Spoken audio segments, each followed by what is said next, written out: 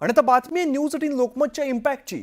बांधकाम कामगारांना वाटण्यात येणाऱ्या गृहोपयोगी वस्तूंच्या म्हणजेच भांडी वाटपाच्या योजनेला स्थगिती देण्यात आलेली आहे। बांधकाम कामगारांच्या नोंदणीत मोफत मिळणाऱ्या भांडी वाटपात भ्रष्टाचार होत असल्याचं न्यूज 18 लोकमतने सर्वप्रथम उघड केलेलं होतं आणि न्यूज 18 लोकमतच्या वृत्ताची दखल घेत महाराष्ट्र इमारत आणि इतर बांधकाम कामगार कल्याणकारी मंडळाकडून भांडी वाटपाच्या संकेतस्थळात सुधारणा करण्याची कारवाई सुरू केलेली आहे। या संकेतस्थळाची सुधारणा होईपर्यंत बांधकाम कामगारांच्या मोफत भांडी वाटप योजनेला स्थगिती देण्यात आलेली आहे।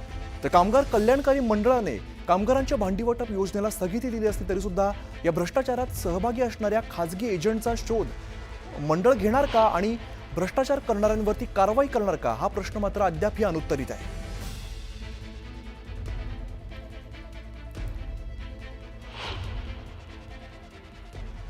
पुढे जाऊया पुढची बातमी ती धाराशिव जिल्ह्यामधून। शिवसेना उभाटाचे खासदार ओमराजे निंबाळकर आणि भाजप आमदार राणा जगजितसिंह पाटील यांच्यामध्ये जुंपलेली आहे। मित्रा या संस्थेचे फक्त उपाध्यक्ष माझ्याकडे असून त्याला राज्यमंत्री पदाचा दर्जा नाही असं भाजप आमदार राणा जगजितसिंह पाटील यांनी म्हटलेलं आहे। तर दर्जा नव्हता तर पाट्या कशाला लावल्या असा टोला खासदार ओमराजे निंबाळकर यांनी लगावलेला आहे। तर धाराशिव जिल्ह्याच्या राजकारणामध्ये खासदार ओमराजे निंबाळकर आणि आमदार राणा जगजितसिंह पाटील यांची कट्टर राजकीय विरोधक म्हणून ओळख आहे।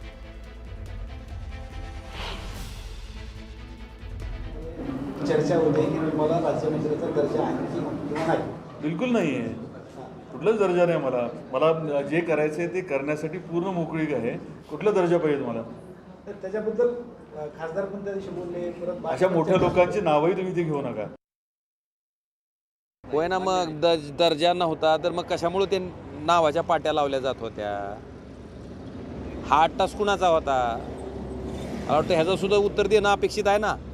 आणि सगळ्यात महत्त्वाचं, ज्या कुटुंबाकडे गेले 45 वर्ष मागचे जर आपण सगळं तपासणी केली, 40-45 वर्ष ज्याच्या घरात मंत्रिपद होतं, ह्या जिल्ह्याचं मंत्री म्हणून ज्यांनी नेतृत्व केलं, त्यांच्या नेतृत्वामध्ये हा जिल्हा दरिद्री जिल्ह्याच्या यादीत देशात क्रमांक 3ला जातोय।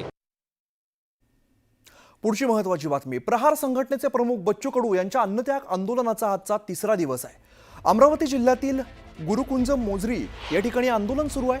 शेतकरी, कष्टकरी, कामगार, महिला यांच्या वेगवेगळ्या मागण्यांना घेऊन त्यांचं हे आंदोलन सुरू आहे। आज शरद पवारांनी बच्चू कडू यांना फोन करून त्यांच्या तब्येतीची विचारपूस केली। तसंच उद्या बच्चू कडू यांना पाठिंबा देण्यासाठी आमदार रोहित पवार हे उपोषणस्थळी भेट देणार आहेत। तर आंदोलन मागे घेण्यासाठी प्रशासनाकडून बच्चू कडू यांची मनधरणी सुरू आहे। नाही, पालकमंत्री कोण आहे असं विचारते।